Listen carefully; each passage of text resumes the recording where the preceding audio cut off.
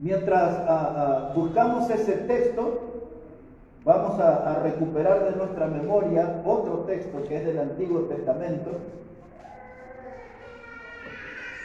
El texto del Antiguo Testamento que les voy a recordar es de Jeremías 23, 29, donde dice la palabra de Dios: no es mi palabra como fuego y como martillo que quebranta la piedra. Así está escrito en la Biblia, Dios definiendo su palabra como fuego y como un martillo que quebranta la piedra. Yo quiero hablar con ustedes este mensaje, palabras que queman, palabras que queman. Dios dice: mi palabra es como fuego. Y ahora aquí en Juan 6, verso 60, dice la palabra de Dios, estaba predicando el Señor Jesucristo aquel mensaje sobre el pan de vida. Y llega al verso 60 y dice: y al oírlas, muchos de sus discípulos dijeron: dura es esta palabra, ¿quién la puede oír? Una palabra que quema, una palabra dura. La gente no quiere oír la palabra dura. La gente quiere términos blandos, quiere expresiones poéticas. Pero los predicadores de la Biblia predicaban un Dios que es fuego y predicaban palabras que queman. Estas palabras, hermanos, contienen un fuego, pero no es de una clase de fuego que hiere. Estas palabras tienen fuego, pero no es de esa clase de fuego que lastima. El fuego de la palabra de Dios purifica. El fuego de la palabra de Dios realza nuestro valor como cristiano. Palabras que queman, hermano. Este no es un fuego que destruye. Este no es un fuego que consume. El fuego que sale de la palabra de Dios nos enciende para que seamos mejores cristianos, para que seamos más luminosos, seamos portadores de la luz del Evangelio en este mundo. Estas palabras que queman, hermano, pueden quitar el pecado de nuestra vida. Estas palabras que queman, hermano, puede sacar todo eso que es malo adentro de nosotros. Y estas palabras, cuando queman, nos mantienen despiertos, nos mantienen activos, nos mantienen vivos para Cristo. En otras palabras, yo siempre quiero escuchar estas palabras que queman. No quiero escuchar un predicador que acomoda la voz y que me habla con dulzura, que me habla con una voz impostada, como esa de las FM. Yo no quiero un predicador así. Yo quiero un predicador que me dé una palabra dura, una palabra que me queme, porque esa palabra me va a hacer el mejor cristiano. Ahora también, a modo de recuerdo, hermano, Cristo resucitó al tercer día conforme a la Escritura. Y Cristo resucitado va en un camino que se llama de Emaús. Y en ese camino encuentra a dos discípulos que iban hablando de todas esas cosas. El Señor Jesucristo se mete al lado de ellos a escuchar la conversación de lo que estaban hablando. Estos dos discípulos en el camino de Emaús le dicen que Cristo había sido muerto. Y empiezan a contar todo lo que había sucedido casi con desánimo. Pero llegaron a decirles al Señor, dice: pero esta mañana vinieron unas mujeres y dice que tuvieron ahí unas palabras divinas diciendo que Cristo había resucitado. Él no estaba allí. Y dice que Cristo le empezó a hablar desde la ley, desde Moisés. Ellos no sabían que era Cristo que iba al lado de ellos. Y Cristo le empezó a hablar, pero la Escritura hablaba sobre el Mesías, hablaba de su muerte, hablaba que era necesario que el Cristo padeciese y resucitase. Y Él le fue enseñando todo sobre lo que decían las profecías sobre Cristo. Y entonces, como ya se hizo tarde, oscuro, Él hizo como que iba más lejos, dice la Biblia. Esto que le estoy contando está escrito en Lucas, el capítulo 24. Y dice que Él hizo como que iba más lejos y ellos le invitaron a quedarse porque ya era tarde. Y dice que cuando Jesús entró en esa habitación con ellos, dice que tomó un pan y lo dio gracias. Y los ojos de ellos, hermanos, fueron abiertos. Y entonces se dieron cuenta que el que estaba con ellos era el Cristo resucitado. Y dice ahí el Evangelio, Lucas 24, del 30 en adelante, y dice que Cristo se desapareció del medio de ellos. Y ahora estos dos discípulos, mirándose a los ojos uno al otro, se dijeron: ¿no ardía nuestro corazón cuando nos hablaba en el camino? Palabras que queman, La palabra de Dios, una palabra que quema. No ardía nuestro corazón cuando nos hablaba en el camino. Por eso, hermanos, necesitamos la palabra de Dios, no aguada, la pura palabra de Dios, porque ella nos enciende, transforma nuestro corazón al rojo vivo, hace que nuestros corazones sean ardientes, que nuestros corazones sean apasionados, que nuestros corazones sean dedicados. No quiero palabras poéticas, quiero palabras duras, quiero palabras que queman, porque esas ayudan a mi vida cristiana, a mi vida espiritual. Y la primera palabra que quema, que quiero hablarles en esta mañana, es la palabra despertar. Esa palabra, cuando yo escucho a Dios que su pueblo tiene que despertar, que sus hijos tienen que despertar, como que me alejo de esa palabra. El recuerdo de mi mamá sacudiendo mi cuerpo en la cama porque hay que ir a la escuela, o cuando uno era más grande sacudiéndole en la cama porque hay que salir a trabajar. El despertador no funcionó, pero vino la mamá. ¿Y cuántas veces le dijimos a nuestra mamá: mamá, llámame a tal hora que tengo que ir al trabajo, no puedo fallar? Y después cuando nos despiertan no nos gusta. Y espiritualmente hablando, cuando Dios nos llama a despertar como iglesia, esa palabra me quema y me alejo, no quiero escuchar. Pero miren cómo veía Isaías esto. Si puede acompañarme ahí un momento a Isaías, el capítulo 52. Dios está hablando con su pueblo Israel. Dios está hablando de ese pueblo que había sido cautivo en Babilonia, habían sido esclavos en Babilonia. Y Dios le está hablando a su pueblo de esta manera. Si puede encontrar ahí Isaías, el capítulo 52. Y mire cómo empieza ahí ese texto. Dios diciéndole a su pueblo: despierta, despierta, vístete de poder, oh Sión, vístete tu ropa hermosa, oh Jerusalén, ciudad santa, porque nunca más vendrá a ti incircunciso ni inmundo. Sacúdete del polvo, levántate y siéntate, Jerusalén, suelta las ataduras de tu cuello, cautiva, hija de Sión. Cuando usted ve en la Biblia la palabra Sión, es la misma palabra Jerusalén. Sión y Jerusalén es la misma ciudad.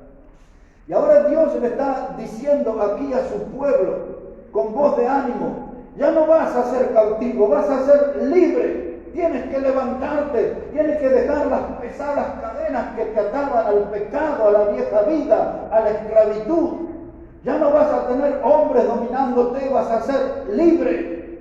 Y es eso, hermano, lo que nosotros necesitamos entender como iglesia. Cristo murió por nuestros pecados, Él nos libertó, Él nos hizo libre, Él nos puede hacer victoriosos. Tenemos que despertar entonces ahora. Ya no tenemos las cadenas que nos atan al pecado, ya no estamos atrapados en las garras del diablo. Cristo nos hizo libre. Despierta, iglesia, despierta. No tienes pesadas cadenas para arrastrar, eres libre. Y ahora le dice: vístete, le dice Dios. Eso me hace recordar cuando Pablo le escribió a los colosenses y hablaba que nosotros tenemos que revestirnos de Cristo. El cristiano tiene que andar revestido de Cristo. Esta palabra, hermanos, despierten, y note que 2 veces dice el texto: despierten, despierten. Esto para mí, hermano, es un llamado a abandonar la depresión. Porque a veces la iglesia está como deprimida, caída, desanimada, sin energías.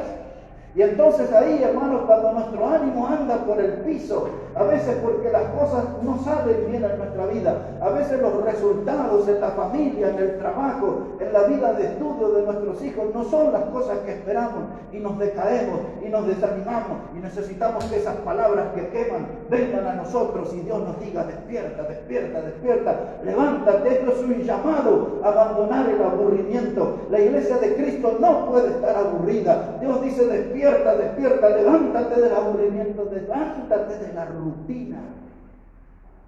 ¿Sabe que muchos cristianos mueren espiritualmente dentro de la iglesia por la rutina? No estoy hablando del trabajo, no estoy hablando de la casa, del hogar. Estoy hablando de la vida de iglesia. Una iglesia, hermano, que siempre canta los mismos himnos. Una iglesia, hermano, que siempre hablan los mismos hermanos.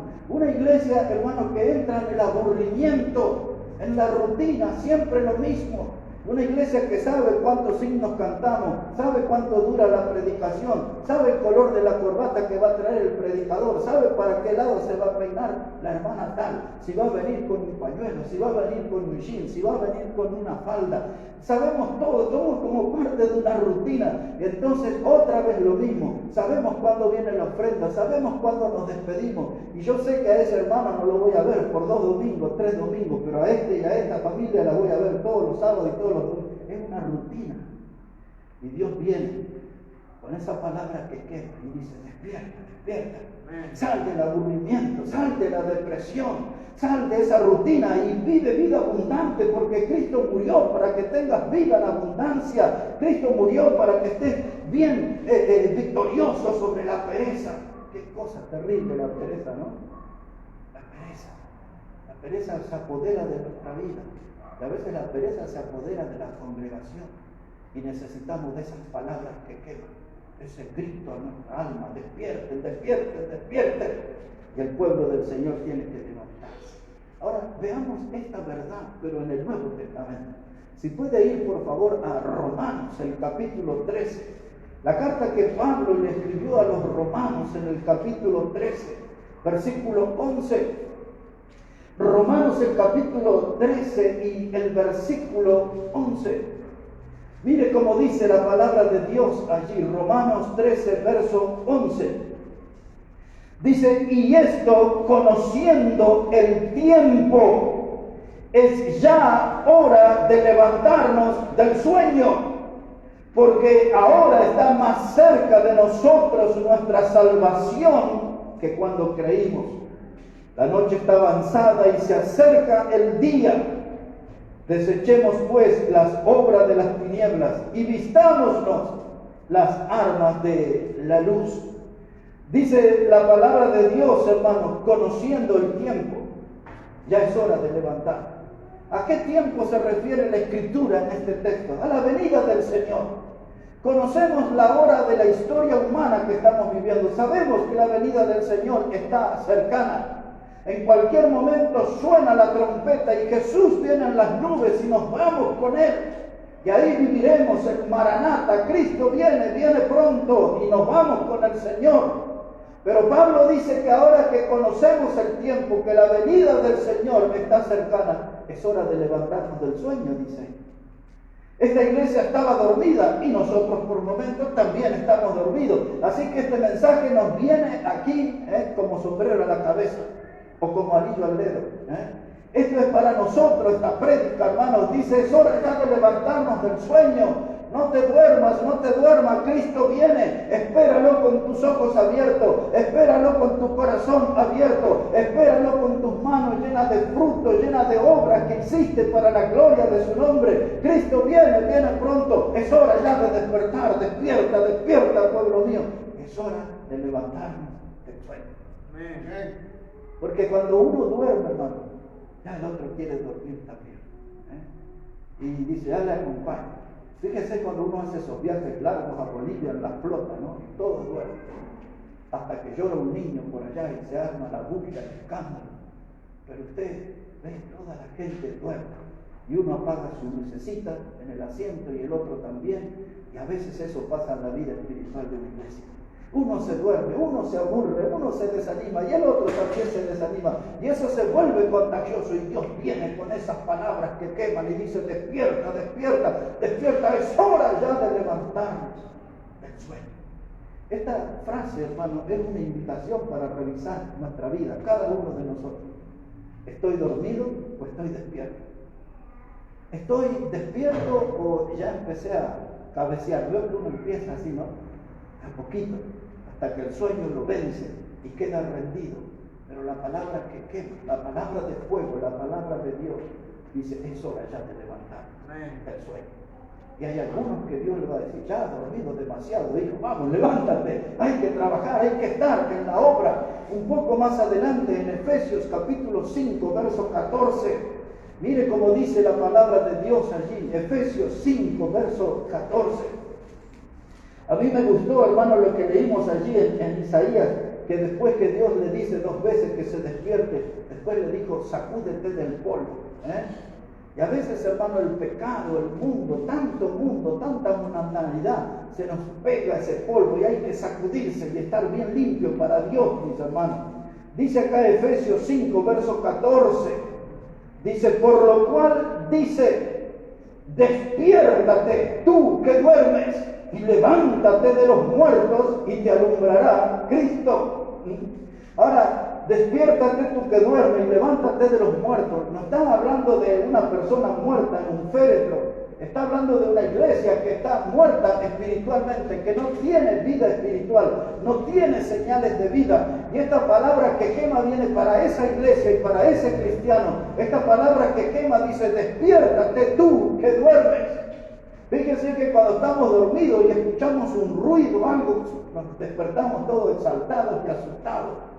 La iglesia tiene que reaccionar con esa rapidez, tiene que despertarse. Esta palabra despierta aquí, hermano, es una invitación para emerger, para salir de la muerte espiritual. Y eso es lo que tengo que mirarme en el espejo de mi vida y decir, ¿estoy vivo para Cristo o estoy espiritualmente muerto? Porque si no hago nada, si no produzco nada, si no estoy glorificando al Señor, entonces estoy muerto. Esta palabra que quema es para mí, despiértate tú que duermes. Tengo que agarrar ese mensaje para mí, es mi oportunidad. Esta palabra que quema, que me toque, es mi oportunidad para despertar. Gracias a Dios que quiere despertarme. Gracias a Dios que te acuerdas de mí, que estoy dormido, que estoy como muerto. Gracias por este mensaje. Despiértate, tú que duermes, y te alumbrará Cristo. Porque el que está en muerte está en tinieblas. El que está en muerte no tiene luz.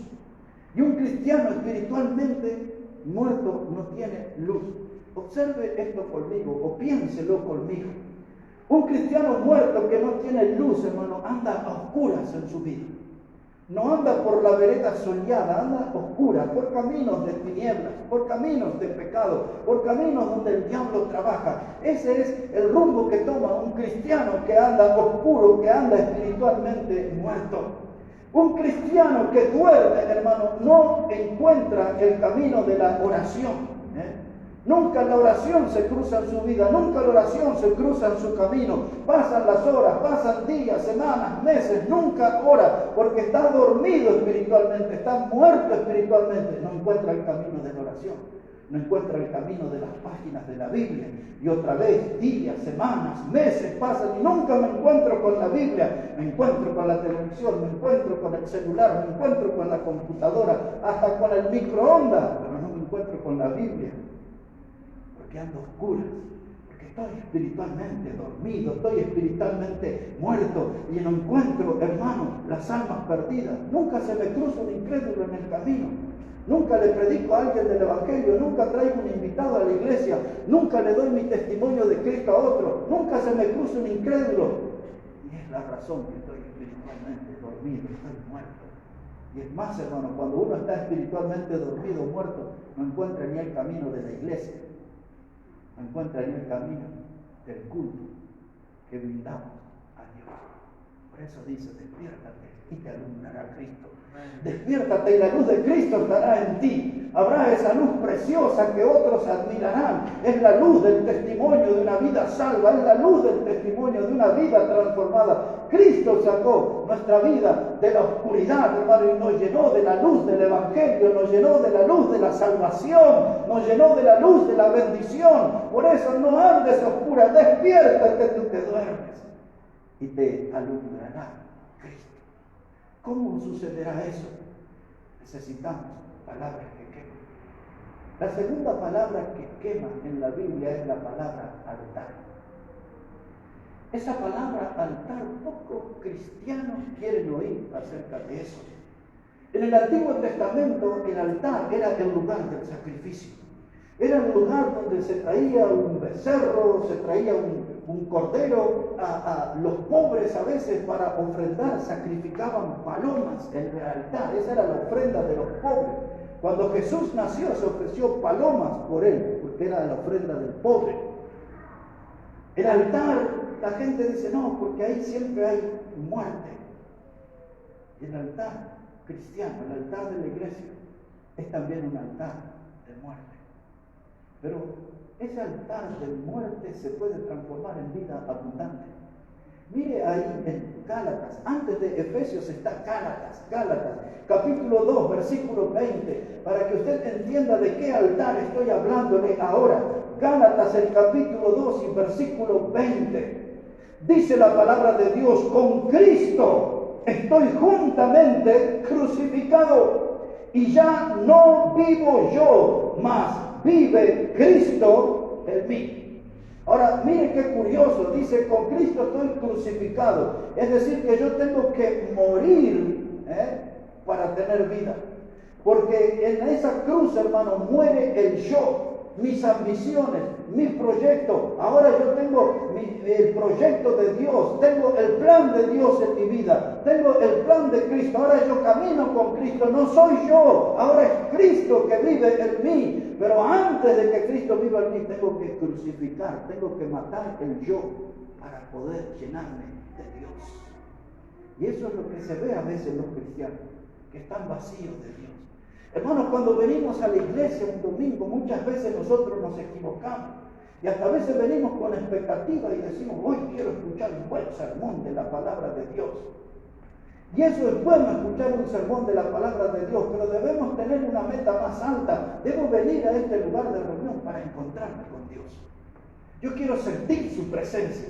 Yo quiero sentir que Dios está vivo. Yo quiero sentir a Dios entre nosotros como fuente de bendición. Yo quiero sentir a Dios que Él está aquí, que está aquí. Y quiero ser consciente de que estoy en su presencia. Y como Dios está aquí, voy a cantar con gozo. Y como Dios está aquí, voy a ser reverente, respetuoso. Como Dios está aquí, yo voy a prestar atención a su voz. Que me diga esas palabras que queman, que van a ser de bendición para mí.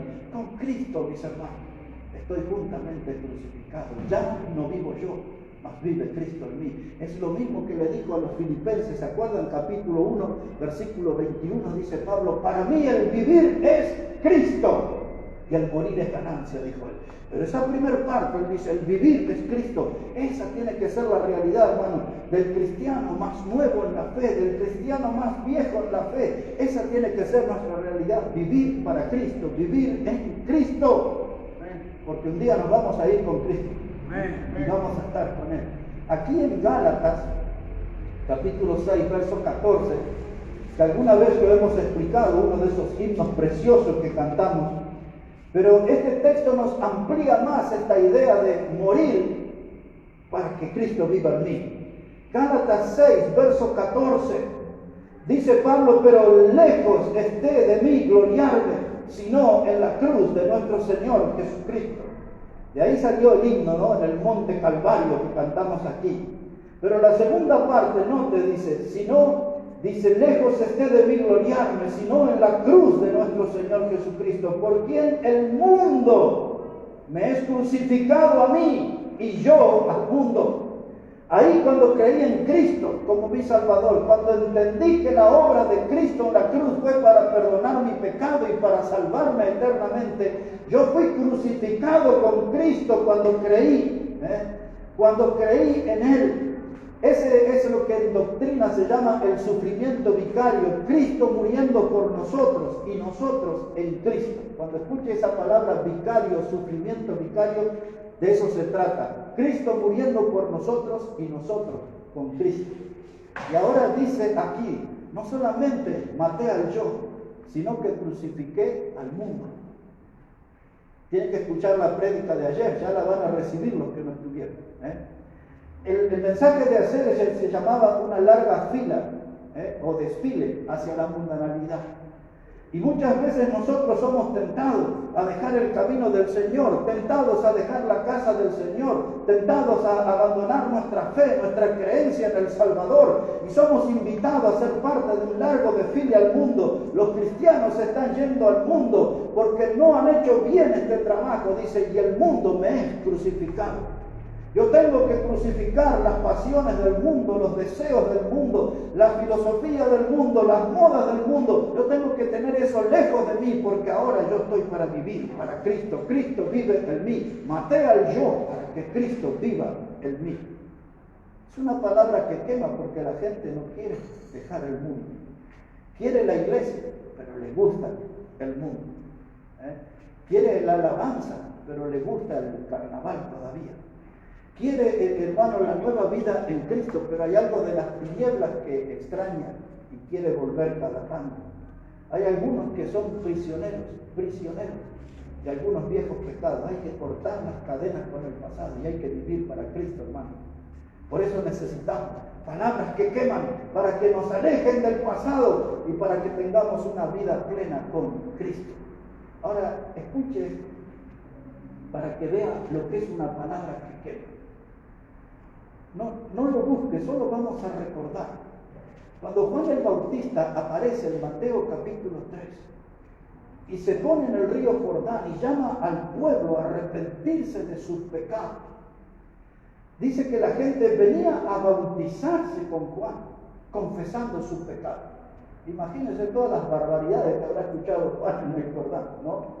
La gente hablando, dice, pero bautíceme. Porque en ese momento, hermano, hacía 400 años que Dios no le hablaba a su pueblo, por haber elegido por el pecado, por haber elegido por la rebeldía, Dios no le habló, y Dios rompió el silencio con la aparición de Juan el Bautista. Juan el Bautista transformó a aquella nación con predicación, que tenían palabras que queman. ¿Sabe cuánto tiempo le llevó a Juan cambiar esa nación? 6 meses nada más.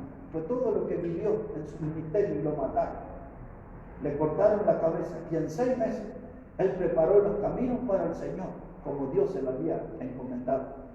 Y Juan el Bautista usó estas palabras que queman. Dice ahí Mateo 3, verso 7, él le dijo a la gente, generación de víboras. Qué palabra, mire si nos hablan en la cara y nos dicen así. Porque eso no fue un mensaje de texto, hermano. Ni siquiera una señal de humo. Se los dijo mirándolo a la cara. Ustedes son una generación de víboras. Y ahora, con esa mirada más profunda todavía, le dicen en Mateo 3:8, le dice, y haced frutos dignos de arrepentimiento. Así le habló Juan. Y hacer frutos dignos de arrepentimiento. En otras palabras le estaba diciendo, tienen que cambiar su vida, esa vida inmunda, asquerosa, pecaminosa, dejen eso, le sale el veneno de la víbora desde adentro. Esa palabra que quema, hermano, eso agitó el serpentario. Cuando Juan apareció predicando eso, hermanos, se movieron adentro del cuerpo de cada persona todo el viboraje ese que tenían, las pitones, las anacondas, las yarará, la mamba negra, todas las clases de víboras que pueda imaginar. Esa predicación con palabras que queman removió, hermano, el serpentario. Tenía que sacar, extirpar el veneno del pecado de toda esa gente. Y no era con mimos, era con palabras que queman. Por eso nosotros necesitamos de esa predicación, una palabra que queme y que termine con el pecado en mí, una palabra que queme, hermano, y que anule el pecado en mi vida y pueda vivir yo para Cristo. Amén. Qué tremenda esa predicación, ¿no? Hace muchos años escuché un predicador y yo daría cualquier cosa en mi vida por escuchar un sermón de Juan nada más. ¡Qué predicación! Y cuando uno lo piensa, qué lindo hubiese estado ahí, ¿no? Viendo a Juan predicar, pero viendo cómo Dios me habla a mí a través de Juan.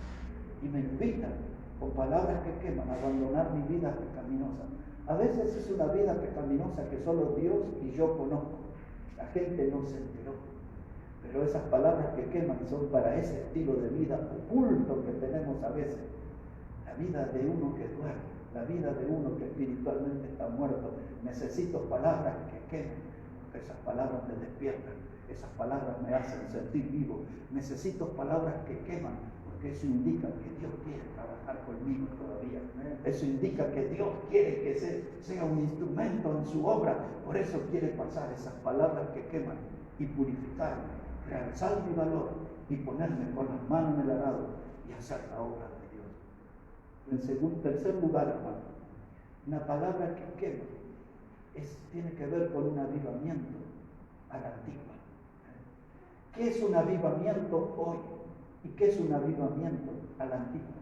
El avivamiento a la antigua era un avivamiento espiritual. Era un avivamiento que usted veía los frutos desde adentro.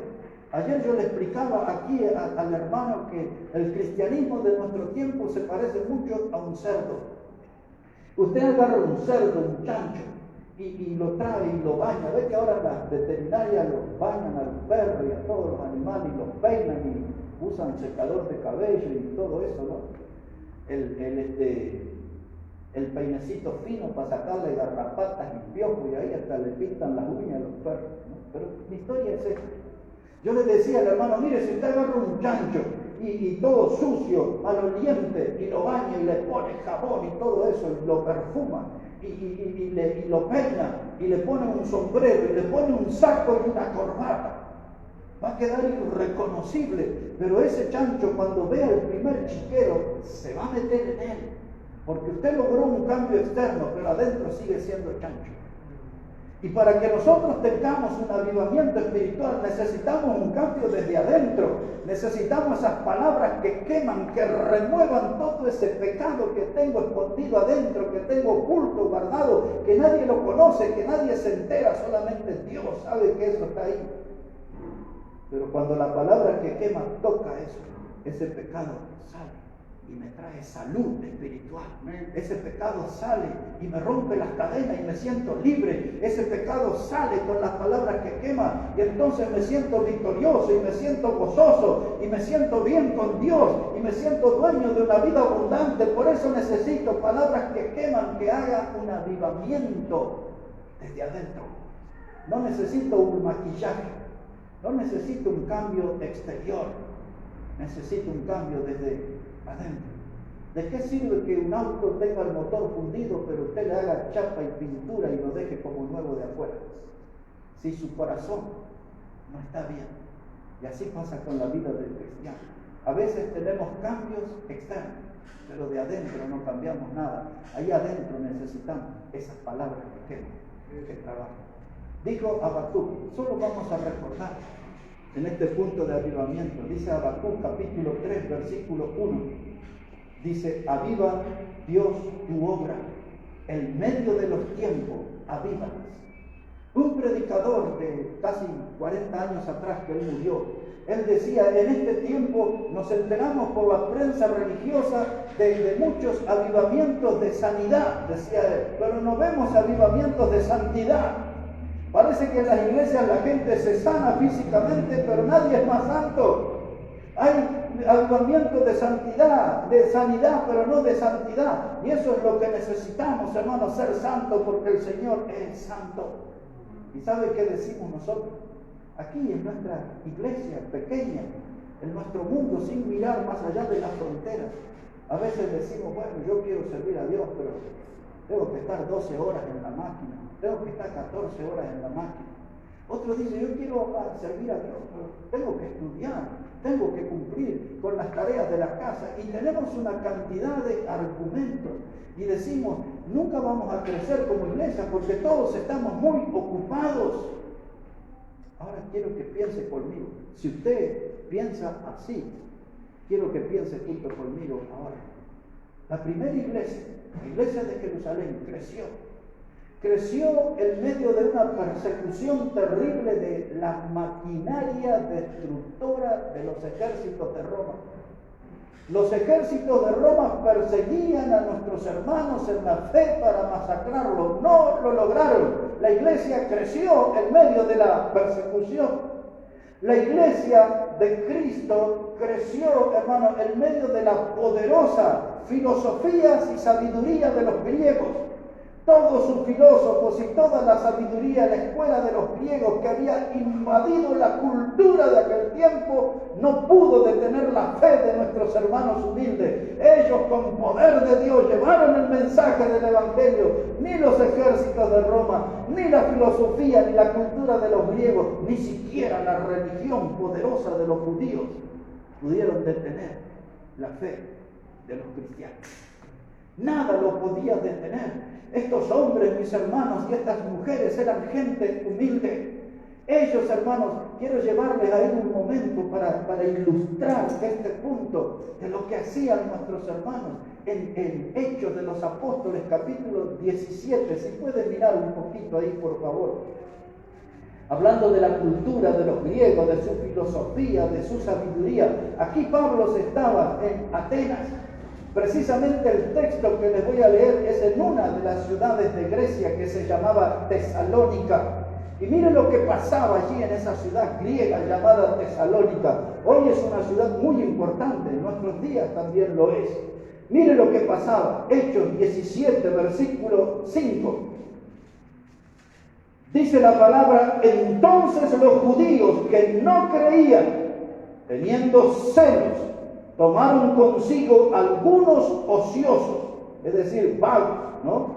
Hombres malos, y juntando una turba, alborotaron la ciudad y asaltando la casa de Jasón, procuraban sacarlos al pueblo, pero no hallándolos, trajeron a Jasón y algunos hermanos ante las autoridades de la ciudad, gritando: estos que trastornan el mundo entero también han venido aquí.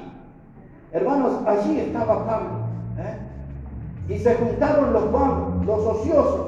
Habrán venido las autoridades religiosas y dijeron: te damos para un chori, un tetrabrito más, vayan y mátenlo al predicador. Roden la casa, quemen todo, rompan todo allí. Pero fíjese que la queja de los líderes religiosos, hermano, era que estos que trastornaron al mundo están aquí. Mire, vencieron a los ejércitos de Roma, vencieron a la sabiduría de los griegos y su filosofía, vencieron a la religión judía y ahora están aquí. Trastornar significa poner algo a la inversa. En nuestra terminología sería poner algo patas hacia arriba. Y ellos dicen: estos vienen y nos van a cambiar todo. Nos van a cambiar el estilo de vida. Vinieron aquí estos predicadores. Su mensaje tiene poder para transformar la gente. Su mensaje tiene poder para cambiar la vida de la familia. Su mensaje tiene poder para impactar la sociedad. Estos que trastornan al mundo vinieron aquí. Había presencia cristiana allí. Pero hoy no la tenemos. Hoy nadie está preocupado por nosotros. Hoy nadie nos está mirando con preocupación. Estos nos van a sacar los vicios. Estos nos van a quitar las mañas. Los infieles nos andan diciendo: estos cristianos nos van a hacer que seamos fieles en el matrimonio. Aquellos padres abandónicos que nos ocupan de sus hijos nos están diciendo: estos cristianos van a hacer que paguemos la cuota mensual, que cumplamos con nuestro compromiso. El mundo no está preocupado por nosotros. Pero cuando Pablo llegó ahí a Tesalónica, la gente puso el grito en el cielo: estos que trastornan el mundo han llegado aquí. Tienen una doctrina poderosa, tienen una predicación poderosa. Claro, son palabras que queman, palabras escritas por el Espíritu Santo de Dios, palabras que todo lo transforman, palabras que salvan a los que están perdidos. Estos que trastornan al mundo han venido aquí. ¿Qué tenemos hoy, hermano? Hoy tenemos una iglesia obesa. Hoy tenemos una iglesia que ha engordado, pero no ha crecido. Hoy tenemos una iglesia que por su sobrepeso se mueve con dificultad, con mucha dificultad, con mucha pereza. Hoy tenemos una iglesia, mis hermanos, que está engordada con la doctrina de la prosperidad, pero está debilitada porque no escucha la doctrina de la santidad. Hoy tenemos, hermanos, en nuestros días una iglesia, hermanos, con poca voluntad. Hay poca voluntad en las congregaciones. Aún la nuestra, tenemos poca voluntad. Son iglesias, hermanas, que se ven cansados, que se ven sin energía espiritual. ¿Por qué la iglesia está así? Porque le faltan palabras que queman.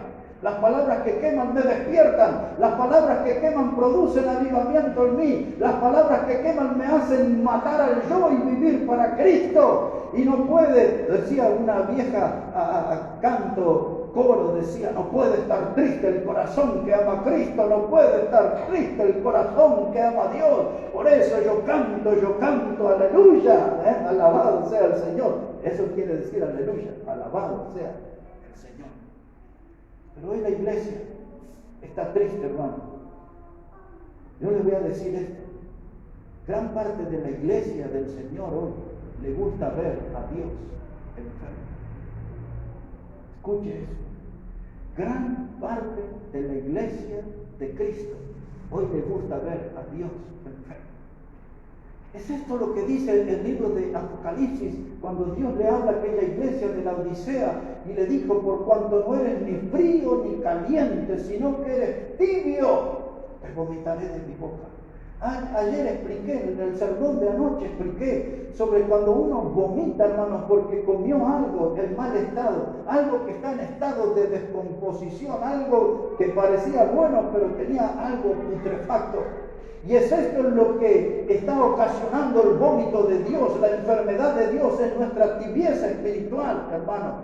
Dios nos ve a nosotros, hermanos, y está respirando con sus narices el mal olor de nuestro pecado. Estamos enfermándolo a Dios, hermano, con tanta tibieza. Por eso tengo que despertar, por eso tengo que tener avivamiento espiritual, por eso tengo que ir al altar, matar al yo, vivir para Cristo, para no ver a un Dios enfermo, sino para ver a un Dios contento, un Dios que se goza al verme, que estoy sirviendo, que estoy activo, que estoy en su camino. Hermano, tenemos que ver a un Dios gozoso, que se alegra de ver a sus hijos tomando la cruz de Cristo y siguiéndolo cada día. Ese es el desafío para la iglesia bendita Maranata. Ese es el desafío. Necesitamos palabras que queman, palabras que nos renuevan. Hay que sacudir el serpentario, sacar el veneno que nos contamina y llenar nuestra vida de santidad, de presencia de Cristo en nuestro interior. Palabras que queman, palabras que queman. Vamos, hermano, en la recta final del mensaje y llegamos primero a Hebreos capítulo 11. 2 pasajes y terminamos. El primero de ellos en Hebreos, el capítulo 11, versículos 32 y 33. Hebreos en el capítulo 11 y los versículos 32 y 33. Mire cómo dice la palabra de Dios allí, Hebreos 11, verso 32. Usted sabe que este capítulo habla de los héroes de la fe y de las heroínas de la fe, porque varias mujeres figuran aquí, como Rahab y como Sara y otras. Pero dice el verso 32 sobre estos héroes de la fe, dice: ¿y qué más digo? Porque el tiempo me faltaría contando de Gedeón, de Barak, de Sansón, de Jefté, de David, así como de Samuel y de los profetas, que por fe conquistaron reinos, hicieron justicia, alcanzaron promesas, taparon bocas de leones, apagaron fuegos impetuosos, evitaron filo de espada, sacaron fuerzas de debilidad e hicieron fuertes en batallas, pusieron en fuga ejércitos extranjeros. Mire, hermano, hay 3 cosas ahí. Es todo para aprovechar y para predicar, pero yo quiero 3 cosas entresacar de este texto. De estos hombres y estas mujeres me impactó que su fe era tan poderosa, simple pero poderosa, que cerraron las bocas de leones.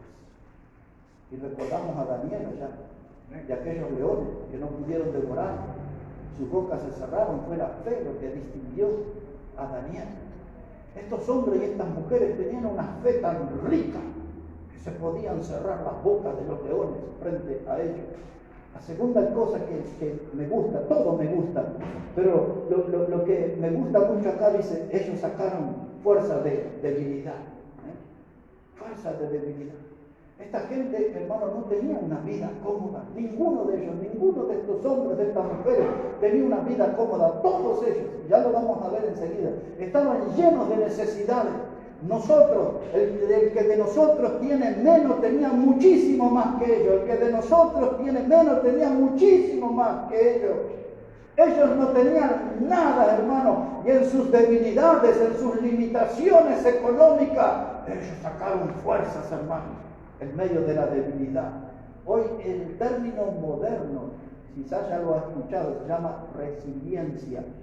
Resiliencia quiere decir cómo transformar una adversidad en una victoria. Y eso tenemos que aprender porque vivimos en un mundo que es adverso. Tenemos un mundo que se levantó como enemigo nuestro, los cristianos. Estos días van a ver en las noticias, los Estados Unidos quieren acusar a los cristianos de terroristas. Ya va a ver, ya está la noticia, pero ya va a crecer en los próximos días. El nuevo presidente que subió quiere que los cristianos sean vistos como terroristas.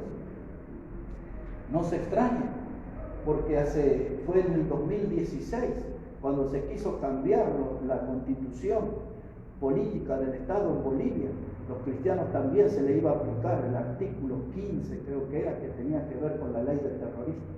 Y los cristianos no podían recibir a otros. Yo, por ejemplo, no podía ir a la casa del pastor. El cristiano no iba a poder, en Bolivia le estoy hablando, no iba a poder salir a hablar del evangelio, no iba a poder llevar gente a la iglesia como invitado, porque eso era invadir los derechos humanos. Y eso se cayó, no funcionó, no se aprobó, pero ahí está, no solo en los Estados Unidos, aquí cerquita nuestro. Ya quieren ver a los cristianos como terroristas. ¿Saben qué, hermano? En la adversidad esta gente sacó fuerza. Y la tercera cosa que me encanta de este pasaje aquí, dice que ellos pusieron en fuga a ejércitos extranjeros. Y es eso, hermano, lo que tenemos que ver, al enemigo de nuestra vida, al diablo huyendo de nuestra vida, los demonios huyendo de nuestra vida. Tenemos que tener un testimonio de fe tan poderoso, hermano, que veamos al enemigo huir de nosotros. Ahora, ¿quiénes eran estos hombres? ¿Quiénes eran estas mujeres de fe? Observe conmigo aquí, versículo 37, versículo 36, dice, otros experimentaron vituperios. Eso quiere decir burlas, ofensas graves, azotes y además de esto, prisiones y cárceles. Así trataban a nuestros hermanos. Fueron apedreados, fueron aserrados, puestos a prueba, muertos a filo de espada. Juan el Bautista, Jacobo, y ahí tenemos una lista larga, muertos a filo de espada, y ellos andaban de aquí para allá, cubiertos de pieles de ovejas, de cabras, pobres, angustiados, maltratados, de los cuales el mundo no era digno, errando por los desiertos, por los montes, por las cuevas y por las cavernas de la tierra. Miren, mis hermanos, estos eran los hombres de fe, los que formaron parte de un historial de la familia de Dios, de una iglesia poderosa. Estamos del Antiguo Testamento, pero los del Nuevo formaron parte de aquella iglesia poderosa. Pero ¿observó eso? A nivel material no tenían nada. No tenían un jean, como tienen algunos de ustedes. No tenían un pantalón como este. Una corbata, ni pensando, ni soñando. No tenían nada, hermano. Sin embargo, hicieron obras poderosas, impactaron a aquel viejo mundo con la predicación, con su estilo de vida. No tenían ropas de marca, no tenían tenis de marca, hermano. Se vestían como podían. Su ropa era piel de camello, un poco de piel de cabra allí, de lana de cabra. Y no más que eso. No tenían las ropas de marca. Estos hicieron la obra, impactaron al mundo sin ninguna clase de celular. No tenían ningún celular, ni de 30,000 pesos, ni de 40,000 pesos, y no sé, creo que hay mucho más arriba todavía. Ellos no tenían esas clases de celular, no tenían computadora, no tenían wifi, no tenían página web, no tenían nada de eso, hermano. No tenían auto, no tenían un colectivo en la esquina, no tenían un taxi que les lleve a las reuniones, no tenían un Uber para llamar. Ellos hicieron la obra de Dios igual, impactaron al mundo, porque ellos tenían ellas les sobraba lo que a nosotros nos falta, la fe en Cristo. Ellos tenían fe, la fe los movilizaba, la fe los volvía activos. Hermanos, tenemos que volver a esa fuente, tenemos que volver a zambullirnos en esa fuente de la fe de nuestros antiguos, de los que nos precedieron, para hacer de esta iglesia bautista Maranata algo grandioso para la gloria del Salvador.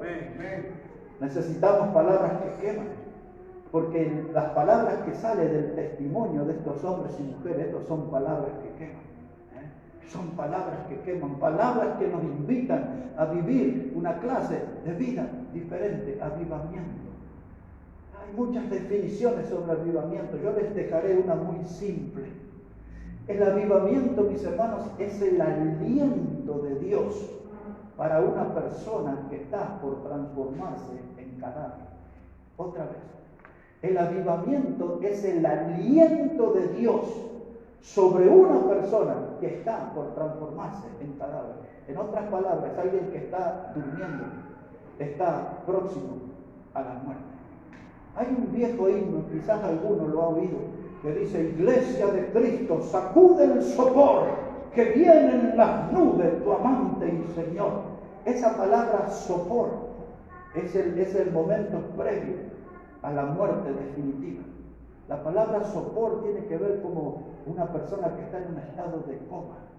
Y hoy la iglesia está así, está dormida, tiene que despertarse, tiene que matar al yo y venir al altar, tiene que tener avivamiento espiritual, tiene que empezar a hacer frutos dignos de arrepentimiento. La iglesia de Cristo tiene que tener la fe de los que nos precedieron. Y el último texto, para terminar, Isaías el capítulo 66 y versículo 2. Isaías el capítulo 66 y versículo 2. Ahí hay otra palabra que quema también, que necesitamos escuchar. Isaías el capítulo 66 y el versículo 2. Así dice la Biblia: entonces verán la gente tu justicia y todo. Ese no es el texto que estoy buscando. 66.2, disculpe, 66.2. 66.2. Mire cómo dice la palabra. Dice: mi mano hizo todas estas cosas, y así todas estas cosas fueron, dice Jehová, pero miraré a aquel que es pobre y humilde de espíritu y que tiembla a mi palabra. Hermanos, palabras que queman pueden transformar nuestra vida. Palabras que queman pueden llenarnos de vida espiritual, de vida abundante. Palabras que queman pueden transformarnos en cristianos victoriosos para la gloria de Dios. Pero Dios hoy viene a la iglesia bautista Maranata y quiere poner la mirada sobre cada uno de nosotros, hombres y mujeres. Y dice Dios: necesito 3 cualidades en la gente que quiero elegir para impactar este mundo. La primera cualidad que quiero ver en esas personas, dice que sea pobre. La segunda dice que sea humilde de espíritu. Y la tercera cualidad, que tiemble ante mi palabra. Yo creo que los conozco a todos en esta mañana. No tenemos ningún millonario aquí, ¿no? Creo que quizás nadie tenga cuenta en el banco, no sé. Pero no tenemos gente poderosa económicamente entre nosotros. Entonces esta palabra que quema es para nosotros, para gente pobre. No es para los ricos, no es para los todopoderosos. Esta palabra es para la gente humilde de espíritu. Es para la gente que quiere ser enseñada por Dios. No para los autosuficientes. No para los que dicen: yo hago con mi vida, yo sé cómo me manejo, yo sé cómo me arreglo, yo sé, pero no sabe nada. Dios dice: en cambio, si usted es humilde de espíritu, yo quiero trabajar con usted. Y hay otra persona más que Dios busca. Dice: alguien que tiemble ante mi palabra. Yo pensaba en esto. No lo sé bien. ¿Será que está hablando en forma literal? Porque hay veces, hermano, cuando escuchamos una prédica y ves que el corazón se acelera, ves que a veces hay una predicación y nos ponemos ahí, ¿no? Sentimos como un cambio y sentimos como que nos agitamos y estamos sentados Pero Dios nos está hablando. Quizás tenga que ver con eso, esa frase. Aquel que tiembla ante mi palabra, aquel que no le entra por un oído y le sale por el otro, aquel que no es indiferente a mi voz. Dice Dios, yo quiero aquel que tiemble, que escucha mi palabra y para el oído. Escucha mi palabra y abre los ojos. Escucha mi palabra y abre su corazón. Esa es la gente que estoy buscando. Alguien pobre, alguien que no ande detrás de las riquezas materiales. Alguien pobre en espíritu. Es decir, alguien que sea humilde delante de Dios. Estoy buscando a alguien que tenga respeto por mi palabra, que ame mi palabra y tiemble. Mi pregunta final, al escuchar sobre palabras que queman, ¿encontrará Dios estas clases de personas? ¿Encontrará Dios estas clases de personas? Una persona humilde. Esos hombres que leímos, dice que vivían en los montes, dice que vivían en las cuevas. Por eso les conté esa historia de Estados Unidos, de ese hotel, de los lujos. Ese no era el verdadero cristianismo para mí. El cristianismo verdadero pasa por aquellos que estaban dispuestos a vivir en el monte, en la cueva, en una carpita, debajo del puente, pero lo que más querían en la vida era servir a Dios. Nosotros, hermanos, usted, casi todos los que están aquí tienen un celular, aunque sea prestado, pero tienen uno, ¿no? Casi todos nosotros podemos caminar hasta el frente o ir aquí a 2 cuadras y tomar un colectivo, o agarrar el celular y llamar al Uber y movernos. Tenemos un montón de facilidades, meternos en la computadora, mandar un mensaje de texto, mandar un WhatsApp. Esta gente no tenía nada de eso. Todos nosotros los que estamos aquí, quizás puede salir, si usted quiere, puede salir y se va al McDonald's, al Mostaza. Cualquiera de ustedes aquí, hermano, agarra el teléfono y llama al delivery y le dice, en tal dirección, en media hora, 1 docena de empanadas, 2 pizzas de mozzarella. ¿Sí o no? Cualquiera de ustedes, hermano, puede llegar a su casa y dice, hoy voy a comer arroz con 2 huevos fritos. Hoy voy a comer unos fideos puchos. Usted elige lo que come, usted elige lo que viste. Usted tiene riquezas materiales que esta gente no tenía nada, absolutamente nada al lado de lo que nosotros tenemos. Pero ellos tenían lo que a nosotros nos hace falta, que era la fe. Era gente que tenía fuego de Dios en su vida. Eran hombres y mujeres que estaban con el fuego de Dios. Hay una palabra que yo la había oído mucho tiempo, traté de investigarla, no la sé explicar, pero solamente lo que entendí creo que es suficiente. No sé explicar la amplitud del término. Es la palabra incandescente. Algunos de ustedes oyó esa palabra alguna vez, incandescente, y me llamó la atención y dije, la voy a investigar, pero no puedo dar una explicación científica sobre el término, pero lo que entendí claramente sobre esa palabra, incandescente, tiene que ver con las lámparas, tiene que ver con una lámpara, hermano, que por el efecto del calor produce luz. Una lámpara que bajo el efecto del calor produce luz. Y yo dije, eso es lo que necesito. Necesito ser un hombre incandescente. Que el fuego de Dios, que el fuego de la palabra de Dios, que las palabras que queman produzcan un efecto en mi vida y mi vida de luz. Salga de la oscuridad. Necesito ser un hombre incandescente. Qué término difícil, hermano. Pero yo sé que necesito eso. Que el fuego de Dios, el calor del fuego de Dios, encienda mi vida y pueda ser un siervo útil para su gloria. Por eso, Juan el Bautista, no el metodista, no el pentecostal, no el presbiteriano ni católico, Juan el Bautista, dice la Biblia de él, él era una antorcha que ardía, y vosotros quisisteis regocijaros en su luz por algún tiempo. Juan era un hombre incandescente. El fuego de Dios encendió su vida y él era el hombre antorcha.